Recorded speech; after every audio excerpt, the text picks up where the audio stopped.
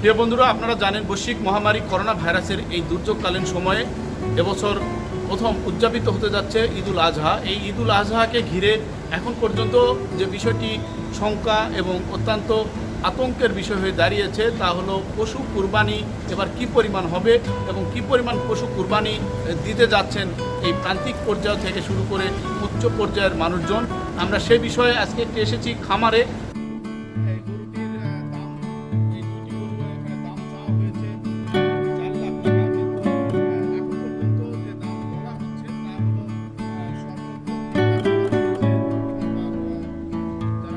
দাম এখানকার যিনি খামারি তিনি চেয়েছেন ৮০,০০০ থেকে ১,০০,০০০ টাকা, কিন্তু ৭০-৬০,০০০ টাকা দাম বলছে যারা এই ব্যাপারী রয়েছেন তারা। এভাবে কিন্তু প্রত্যাশার জায়গাটা এবার খুবই হোঁচট খেতে যাচ্ছে। বিশেষ করে প্রান্তিক পর্যায়ে যারা খামারি রয়েছেন তারা কিন্তু খুবই একটা শঙ্কার মধ্যে রয়েছেন যে তারা কাঙ্ক্ষিত দর আদৌ পাবেন কিনা।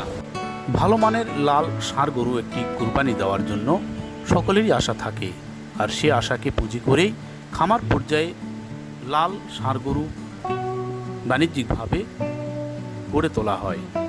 মোটা তাজার মাধ্যমে বিক্রি করে অর্থনৈতিকভাবে লাভবান হওয়ার স্বপ্ন দেখে থাকেন খামারিরা। এবছর বৈশ্বিক মহামারী করোনা ভাইরাসের কারণে সে আশায় যেন গুড়ে বালি।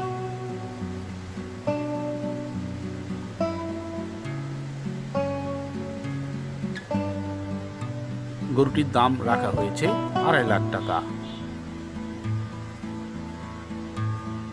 একইভাবে লাল এই বলদ গরুটির দাম রাখা হয়েছে ২ লাখ টাকা।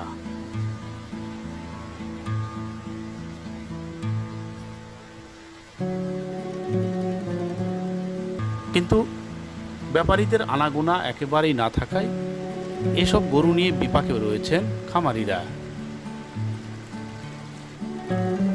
২৮টি গরু নিয়ে গড়ে তোলা নওগাঁর মহাদেবপুরের এই খামারে ব্যাপারীদের আনাগোনা থাকে প্রতি বছরেই, কিন্তু এখন পর্যন্ত এই খামারে ব্যাপারীদের এবছর নেই কোনো আনাগোনা।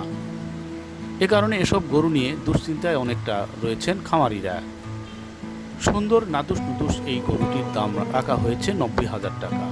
খামার পর্যায়ে পরিচর্যা করতে গিয়ে অনেক খরচও বৃদ্ধি পায়, কিন্তু সেই তুলনায় দাম নিয়ে এবার হতাশা কাজ করছে খামারে। গরুর বর্ণনা বলছিলাম, এই গরু দুটো কিন্তু এখন পর্যন্ত যে দাম তা কিন্তু প্রায় ৪ লাখ টাকা চাওয়া হয়েছে।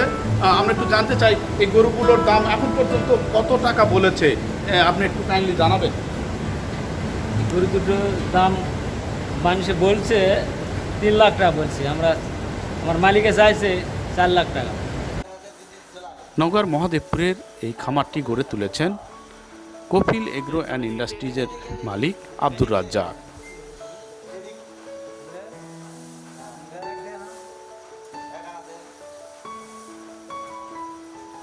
অন্যান্যবার যেমন ব্যাপারীরা এসে আমার এখানে হুমড়ি খেয়ে পড়ে, একেবারে প্রতিযোগিতা করে আমার গরু নিয়ে যাওয়ার জন্য যে তাড়াহুড়া করে, এখন পর্যন্ত কোনো ব্যাপারী আমার সাথে কথাই হয় নাই। ইভেন আমি খুঁজেও কাউকে পাচ্ছি না।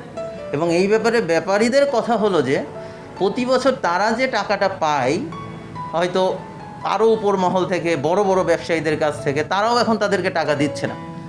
কিংবা আরেকটা বিষয় হলো যে ঢাকা শহরে শুনেছি যে বাড়িওয়ালাতে বা অধিকাংশ বাড়িতেই কোরবানি দেওয়া বন্ধ।